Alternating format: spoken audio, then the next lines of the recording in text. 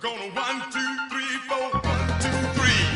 Well, there's a reason everybody should be shaking in the house. Chautauqua is an event that I host twice a year, and it is a gathering of the world's greatest inspirational speakers and performers that come to our small little community, Greensburg, Indiana, population 11,000, and inspire our students, our student body of 700 twice a year.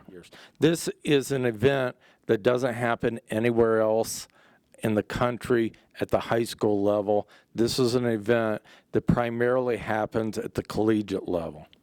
If you are a rich university or a rich corporation, all you got to do is Google great speakers, okay, or great musicians, and you'll get them, and they'll cost you anywhere from $25,000 to $100,000. I have to get those great speakers for almost nothing. 90% of all of our guests come and aren't paid a nickel. I do secure enough money that I can pay for the transportation costs. So it's not unheard of to have a guest at a Chautauqua that I have been working on for 8-10 years. Carrie Kennedy will be one of our daytime guests on November 14th.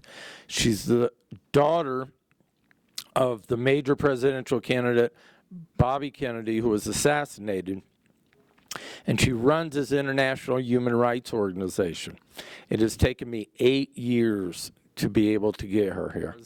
I would say from a motivational standpoint, I would say several years ago, we hosted Danny Diaz, who is one of the real-life individuals featured in the True Life cross-country film McFarland USA, which is a great film.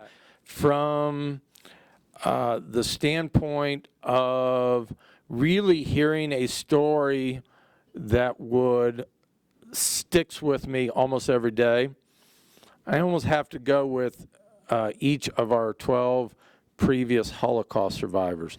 And from here, they were escorted into a room, which was to be the shower in their minds.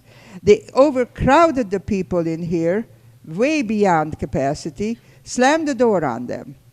On the outside, they had some Nazi soldiers with gas masks on, and they had Cyclone B gas pellets in their hands.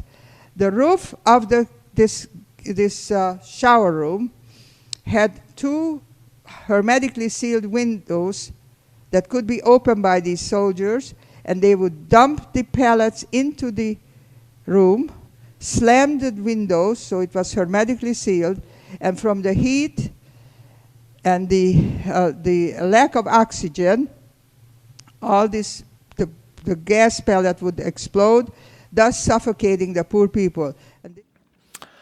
I always say I like have a tie. I had a student come up to me, which is a fairly common event. Mr. Pratt, I don't know what to do. Well, in this case, it was Mr. Pratt. I've always heard about this 9/11, and we recognize it once a year. I don't really get it. What's it all about? And try and interview survivors of 9/11.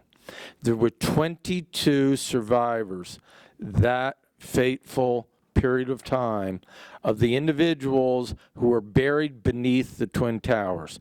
22 of them, okay? Of those, this individual personally interviewed 19 of them. The 9/11 survivors were so impressed with her that they actually invited her and her family to New York City for the 10th anniversary of 9/11.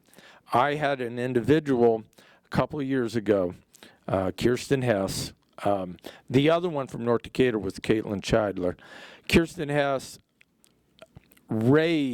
she created a motorcycle event, raised over $6,000 for New Directions, the local domestic violence shelter, And it was so successful, it continues to exist on an annual basis, and it provides much needed funds to support our local veterans. Somewhere down this road, I know someone's waiting. Years of dreams just can't be